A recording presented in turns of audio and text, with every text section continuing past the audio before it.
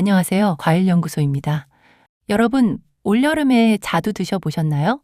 작은 복숭아처럼 보이기도 하지만 복숭아보다 새콤한 맛이 강하고 품종에 따라서 단맛과 신맛이 다양하게 느껴지는 과일이 바로 자두인데요.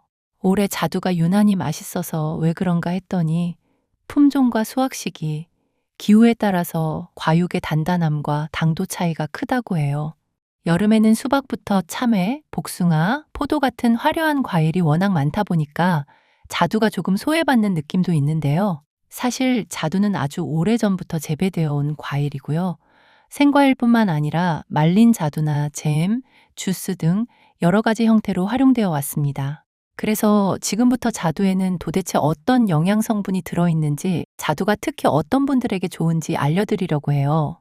자두가 좋은 첫 번째 이유는 우리 몸의 항산화 관리와 혈관 건강에 도움을 줄 수 있기 때문입니다. 자두를 보면 껍질이 붉은색이나 보라색을 띠는 품종들이 많죠.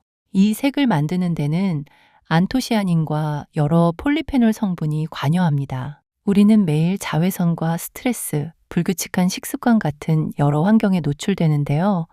이 과정에서 우리 몸에는 산화 스트레스가 생길 수 있습니다. 자두에 들어있는 폴리페놀 같은 식물성 성분은 건강한 식단 안에서 항산화 성분을 보충하는 데 도움을 줄 수 있어요.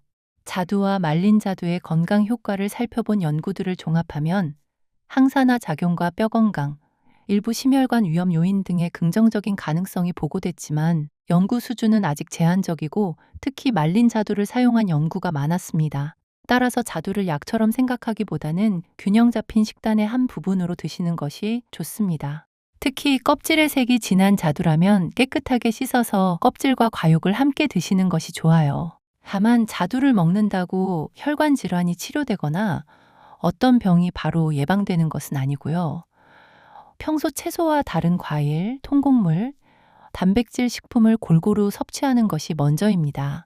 자두가 좋은 두 번째 이유는 장 건강을 돕는 과일이기 때문이에요. 자두에는 수분과 식이섬유가 들어 있습니다. 식이섬유는 장 속에서 대변의 부피와 수분 유지에 관여하고 규칙적인 배변 활동을 돕는 역할을 하죠. 특히 말린 자두인 푸르는 식이섬유와 소르비톨을 함유하고 있어서 변비 관리와 관련해 많이 연구되어 왔는데요. 실제로 말린 자두를 섭취한 연구에서는 배변 횟수와 변의 상태가 개선되는 결과가 보고된 바 있습니다. 하지만 이런 결과는 주로 생자두가 아니라 말린 자두를 대상으로 한 연구라는 점은 구분해야 합니다. 생자두 역시 수분과 식이섬유를 함께 섭취할 수 있다는 장점이 있는데요. 다만 변비에 좋다고 자두를 한꺼번에 여러 개 먹거나 말린 자두를 과하게 먹으면 오히려 배에 가스가 차거나 복통, 설사가 생길 수 있어요. 그래서 장이 예민한 분들은 처음부터 많이 드시지 말고 한 개 정도부터 시작해서 내 몸의 반응을 살펴보는 것이 좋습니다. 자두가 좋은 세 번째 이유는 다양한 색소 성분과 폴리페놀을 섭취할 수 있기 때문입니다.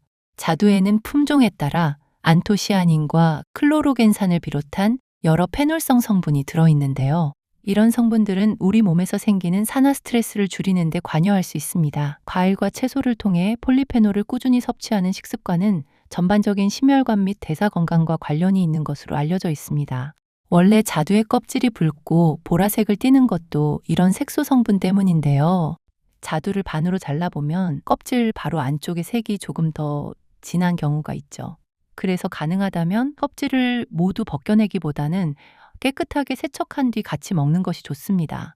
다만 자두에 항산화 성분이 들어있다고 해서 암을 치료하거나 암의 재발을 막는다고 단정해서는 안 됩니다. 자두와 암에 관한 연구도 일부 발표됐지만 상당수가 세포나 동물을 이용한 초기 단계의 연구이고 사람을 대상으로 한 임상 근거는 충분하지 않습니다. 암 치료 중이거나 특별한 식단이 필요한 분은 특정 과일 하나에 의존하지 말고 반드시 담당 의료진이나 임상 영양사와 상의하시는 것이 좋습니다. 자두가 좋은 네 번째 이유는 피부 건강을 위한 영양소를 보충할 수 있기 때문이에요.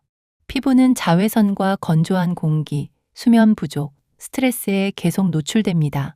자두에는 수분과 함께 여러 비타민과 식물성 항산화 성분이 들어있어서 평소 과일과 채소를 골고루 먹는 식단의 일부로 활용할 수 있어요. 피부가 좋아지려면 화장품만 바른다고 되는 것이 아니고요.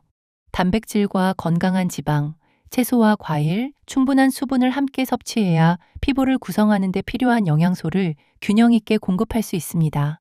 자두처럼 수분이 많고 새콤달콤한 과일을 적당량 먹으면 더운 여름철 간식으로도 좋습니다. 하지만 자두를 먹는다고 기미나 주근깨가 사라지거나 피부 노화가 치료되는 것은 아니에요. 자외선 차단과 수면, 수분 섭취, 균형 잡힌 식사가 함께 이루어져야 한다는 점도 기억해 주세요. 그리고 마지막으로 자두하면 연상되는 것이 바로 새콤한 맛이죠. 자두에는 사과산과 구연산 같은 유기산이 들어있어서 특유의 상큼한 맛이 나는데요. 여름철에 입맛이 없을 때 신선한 자두를 먹으면 침분비를 자극하고 입맛을 돋우는 데 도움이 될 수 있습니다. 피곤할 때 새콤한 과일을 먹으면 왠지 몸이 개운해지는 느낌을 받는 분들도 계실 텐데요. 그렇다고 자두 속 유기산이 체내의 피로 물질을 직접 청소하거나 만성 피로를 치료한다고 보기는 어렵습니다.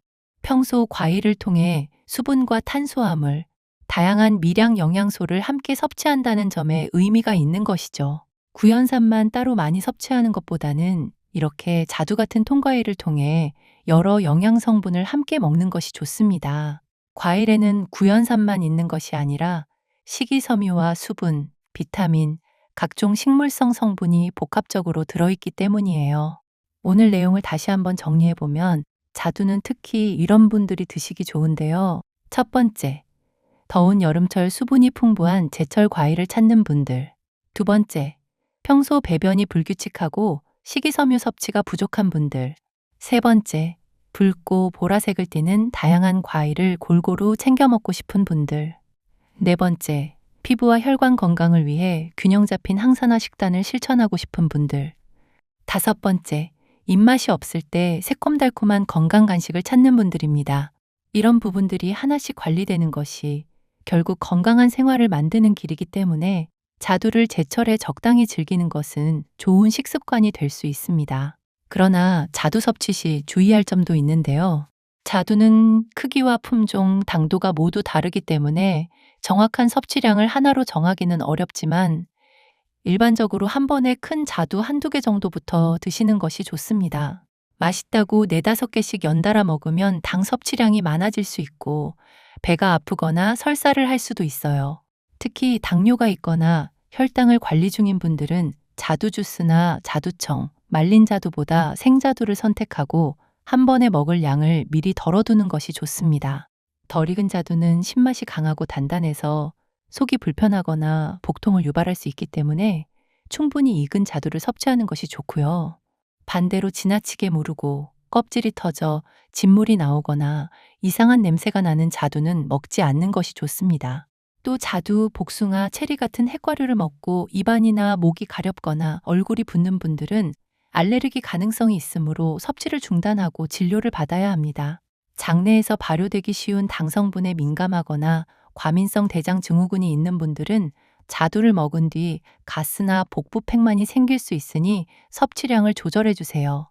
그리고 자두 씨는 단단하기 때문에 깨물지 마시고요. 과육만 먹은 뒤 씨는 반드시 버려주세요. 여러분, 오늘 내용이 도움이 되셨나요?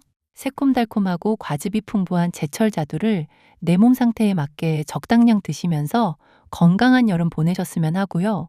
제가 직접 살펴본 신선한 자두는 영상 아래 링크에 남겨두겠습니다. 껍질이 팽팽하고 너무 무르지 않은 맛있는 자두를 찾는 분들은 참고해 보세요. 저는 다음에 또 좋은 내용으로 찾아뵐게요. 감사합니다.